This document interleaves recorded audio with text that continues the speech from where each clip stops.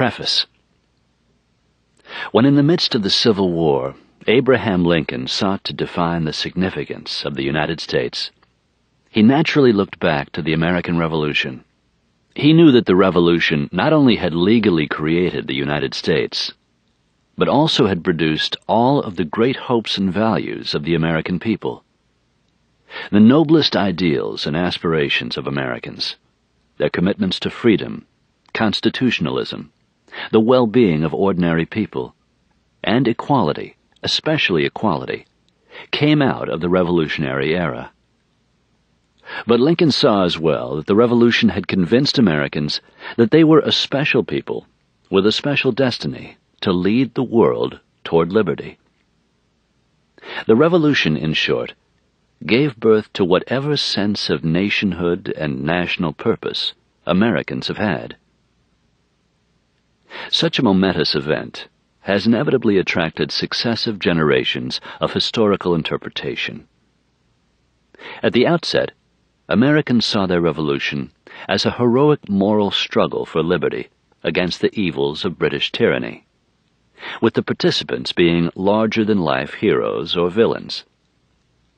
Then, through much of the 19th century, largely through the work of George Bancroft, the Revolution lost some of its highly personal character and became the providential fulfillment of the American people's democratic destiny, something preordained from the very beginning of the 17th century colonial settlements.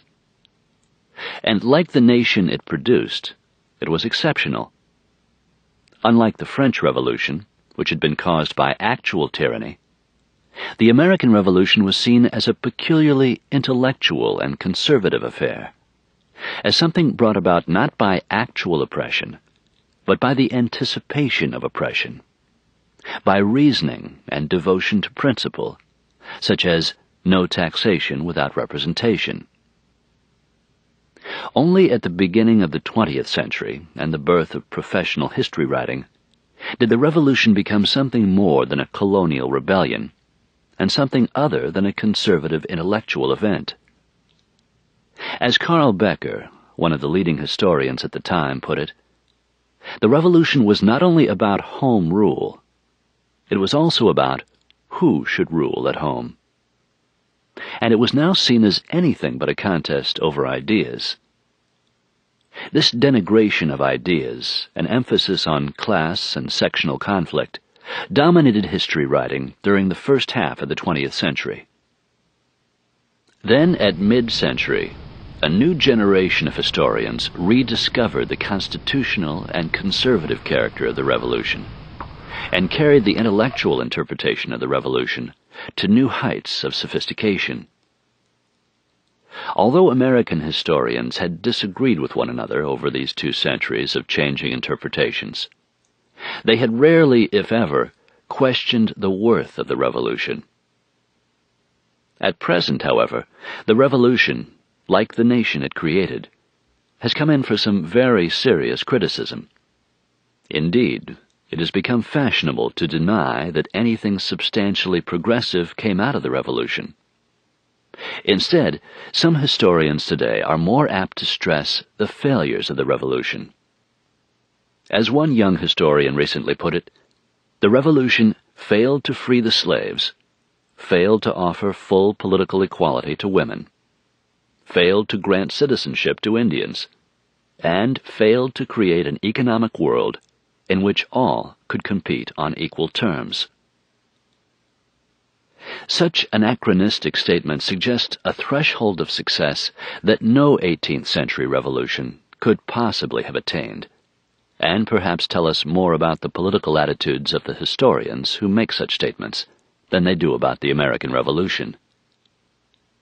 In some sense, these present-day critical historians have simply inverted the first generation's heroic celebration of the Revolution.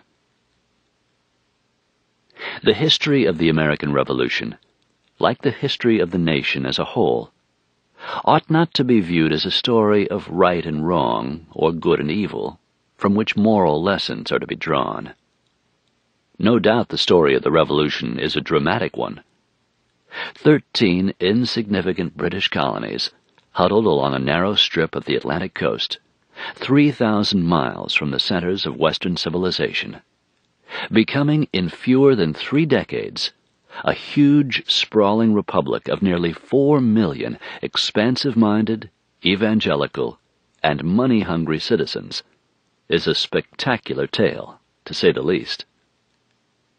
But the Revolution, like the whole of American history, is not a simple morality play.